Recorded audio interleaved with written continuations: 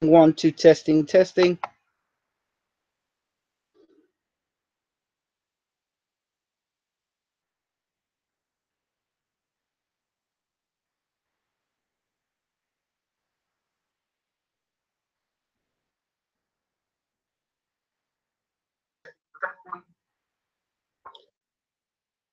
Two.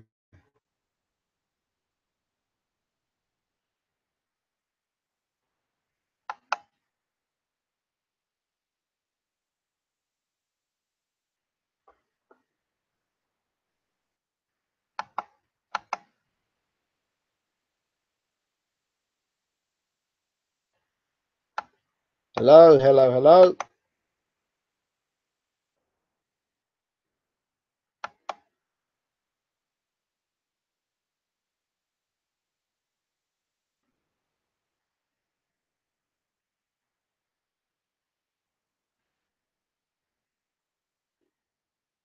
Testing the sound, testing the sound.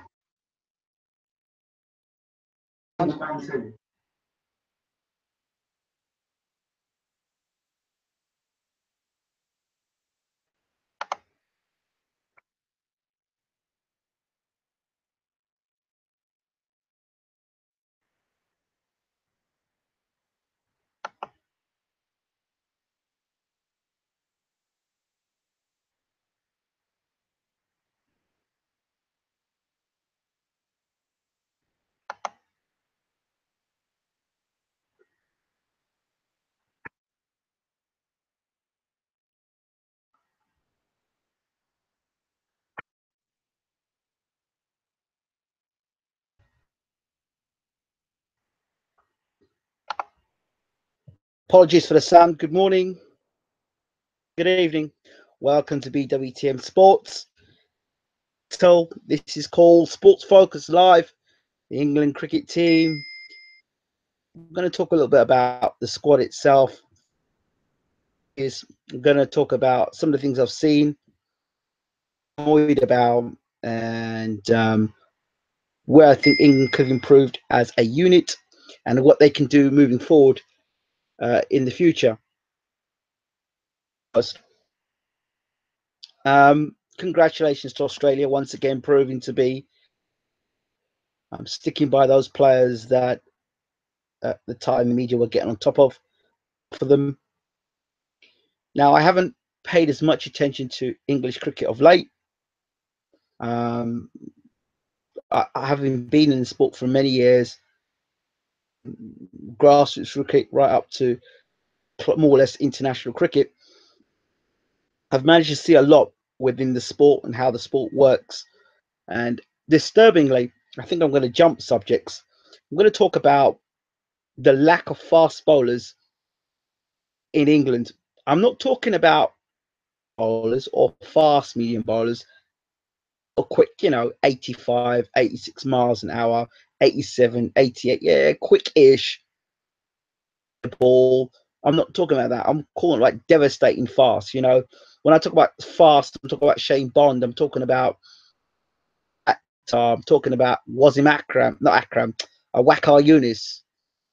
I'm talking about Devon Malcolm. I'm talking about Ambrose and really fast bowlers that really, when they come on bowl at you, they put terror in you. Got what I call fast bowlers, but they're not out and out terrors. Stuart Broad, James Anderson, been ranked #1 in the world as a fast bowler for a long time, but I call him fast medium. Swings the ball in certain conditions, but if the conditions don't suit him, he's a pretty ordinary bowler that tries hard. You see, and Anderson for me was undisputably England's best bowler for a long time, most consistent. When I talk about fast bowling at the time, where you had Simon Jones, he was the Welshman, very quick fast bowler, but broke down. He could have been a terrific fast bowler for England. His knee gave in, and really, when he came back, was never the same bowler. But Malcolm, that's what you call quick, real quick. Was able to one game in particular, I remember him playing against South Africa and him bowling South Africans out for a very low total in a game where South Africa was sure on to win. But I want to take this back to grassroots level. It's something I saw that I was practically still in the game of cricket, coaching regularly. And one of my concerns was the way that grassroots cricket was being cricket, the transition period. I saw in a lot of the counties that young people that went to private schools, young people that went to well-privileged backgrounds were the people that the counties were most interested in. And that players that came from underprivileged backgrounds, a ceiling for them. Yeah, you can play district cricket. Yeah, you can play county cricket at a certain level age group. Band of you. If you look on the streets of the UK, it's not as much as it used to be. There was a time where a lot of as a black man, I'm speaking from my perspective. There are a lot of Caribbean or young boys whose parents were from the Caribbean, and their young sons would play cricket, in the park, and they would be encouraged to play cricket and get into the England side. We've got examples: Gladstone Small, Devon Malcolm. The list goes on and on, of Chris Lewis, of guys who've come in and done things for England, some better than others. Philip de Freitas, one of England's most consistent bowlers. And England have had some good bowlers along the way, mismanaged some of them. And Jimmy Anderson, one of those bowlers, again, I come back to, who, when it came on the scene, was devastating. Fix Anderson, of the way his head falling away and all this stuff. As much a discard of Anderson, these super coaches come along who haven't got to mess up Anderson's action. He comes back, and Anderson becomes a better bowler in the process by going back to what he knows. Heard okay out here. I'm using, not my own. Back to my point. One of the things I saw, or I see a lot of, I don't know if it's still happening, but obviously we're seeing it now, is grassroots cricket, where you're going to get in players from public schools. I can tell you something as a coach with players for working with underprivileged and working against the privileged young people. By and large, I find, from what I've noticed, underprivileged player is so much different. I use the word underprivileged because that's what it is. Mummy and daddy are not taking them to the cricket grounds. Often they have to find their own way to the cricket ground because mummy and daddy, are not working, are working, and you have to find your way to the ground. Mummy and daddy not dropping you to the ground and picking you up from the ground, little things like that. That young players that I'm from unprivileged backgrounds are unable to get to. These things I see all the time, and you can't blame the unprivileged person for that. Sometimes it's not because of what they can do; it's where they're from. You see, and see English cricket, they won't pick the players that who will actually go out there and fight hard. They'll rather pick a loser or a guy that hasn't got the stomach for a fight. Pick them because of where they come from, the background. They may have gone to Oxford or Cambridge University. They may have had a very good upbringing, and so therefore they're the ones. But you look at the guys that have been very successful for England. You look at guys like Botham. You look at guys like Flintoff. These are guys that they spoke their mind and they just were brash, but they were the way they were. But they were winners. They were very good players and winners. Thing that's lacking for England for me is what makes them. See, when you go to Australia, I'm going to keep jumping back and forth. When I coached in Australia, I went out to coach in Australia to test myself. I wasn't satisfied with the success I was having in the UK, and I was getting a lot of it as a coach. To see just how successful a coach I could be, understanding my coaching. I was no longer just coaching 2-day cricket, which means that you maybe 1 week, 1 day you're batting on a Saturday, and you'll be bowling. That'll be 2 days. That's how they work sometimes, you know. Very bizarre concept, but it works, you know. So you get a day to bat for in a day, but that's something I had to get used to, you know. In Australia, in terms of the bowling, on the pitches, the pitch is so much faster that the slips have to sit back a lot more. Different concepts you have to understand in training and coaching. I coached in Australia down in Melbourne. I was able to coach and get successes in the 1 day and the 2 day titles. So that was convinced me that I was able to coach anywhere. If you can do it in Australia, you can do it anywhere. Blessing as well, because I was able to see cricket from both ends in Australia. I saw it from the underprivileged area backgrounds, and then I saw it from the privileged area. So I worked at one of the best schools in Australia, a private school. Now, in the private school, they finish school at 3 o'clock, and then from school they get in a coach. So this is a private school, and then they're playing for whatever sport they're in. They're there from 3 o'clock till 7 o'clock in the evening. So there's no opportunities for these young people to be running the streets and causing problems or sitting at home playing their PlayStation. It's mandatory. And on the Saturday and the Sunday, their school or their college. This isn't if I feel like it. So if you want to be in the best college or the best schools, and they don't finish school, I think they finish school. It's 18, I believe, or 19, in fact.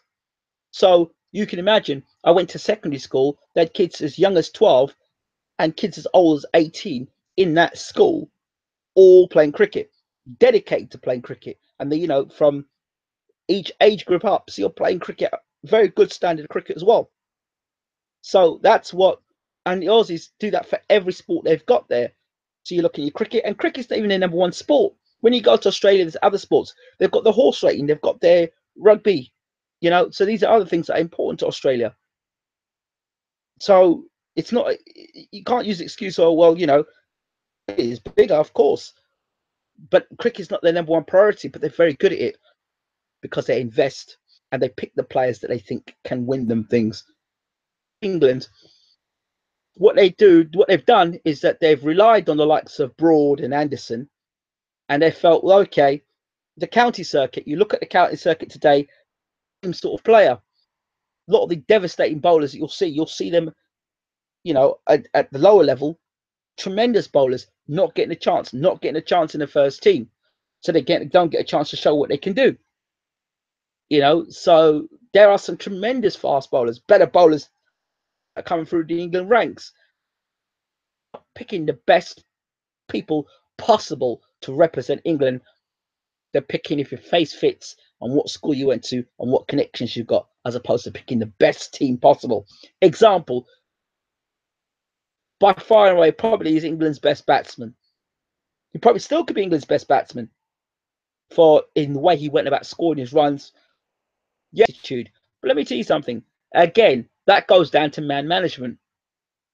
A lot of these people in these coaching positions, they couldn't manage a plate of chips. And I'll explain what I mean by this.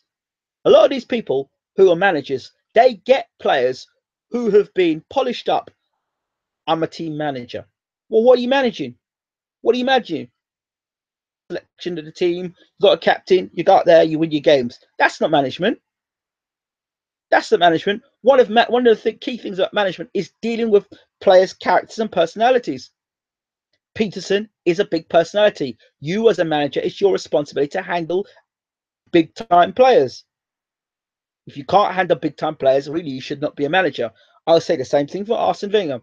Big time players, you know, nobody's bigger than the club, I agree, or no one's bigger than cricket, that I agree. Person is just as much important to do as how the management is and the coaching staff are, as it is to do with individual players. So KP, as far as I'm concerned, should still be playing for England. Why? I don't know exactly why. Yeah, he had a bit of an attitude about him, but that's what made him so successful. That's what was able for him to take on the Australians in the way that he did, and almost single-handedly won them So they forget those things. And it wasn't, the fact that they came from Oxford or from Cambridge that they won it. It's because of their heart and the guts and determination.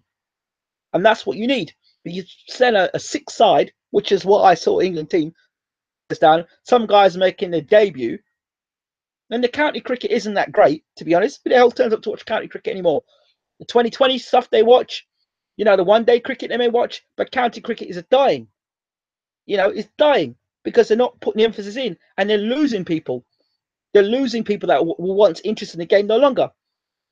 Band of people they're selecting all the time. So there are problems with England. Another thing, I said that they should invest. They went going back to this thing about grassroots cricket, or going back into if your face don't fit, you're not playing for England. Going back into the sort of people you've got at county level, a lot of these people at county level, again, they follow the same biasness of not selecting the players that really can do something. Those players. But a lot young Jimmy here, they'll look after because his dad's in a certain position, or his uncle's in a certain position, or he was an ex-player. There's more attention. There's more attention into the more established clubs because the cricket development officers in these counties, it makes their job look easier if they've got a team that's winning all the time, of players who are all out the county circuit, get expert training all the time. That's how it works. So if you don't go to one of those elite clubs, forget it. That's how it works. So I know it because I've been a part of it. I've seen how it works. So with regards to fast bowling, it's all England's fault and their management and their mindset and their discrimination as to why today they don't have the quality fast bowlers they should have. If you go on the county circuit and just go a little underneath the county circuit, you'll see up and down the country people slogging the heart, fast bowlers terrorising, even county batsmen terrorising them, but won't get mentioned. So for England, they go down to Australia, one of the best cricketing nations in the world. I think they can take a sick team down there. People are jumping about, oh, Alex got 200. You should have got it in first three tests. Joe Root, it's all right scoring runs now, mate. Captain, but it don't matter now. You're 3-0 down in the test. Yeah, you complain about Stephen Smith being unable to get him out. Well, if you're relying on James Anderson and Stuart Broad to always get you wickets for you, we expect none of those guys are terrorising bowlers. None of those guys are intimidating bowlers to bowl. Or James Anderson comes to bowl. With Anderson, you think, well, okay, if the ball's swinging, yeah, he could be a bit of a problem. Right? You're not scared of James Anderson. You're not scared of Stuart Broad. Australia's bowlers, there's a fear when you see them guys, and as you can see with England batsmen, hit by bounces. That's what it's about, and I think England lacked that. They lacked that sort of hostility.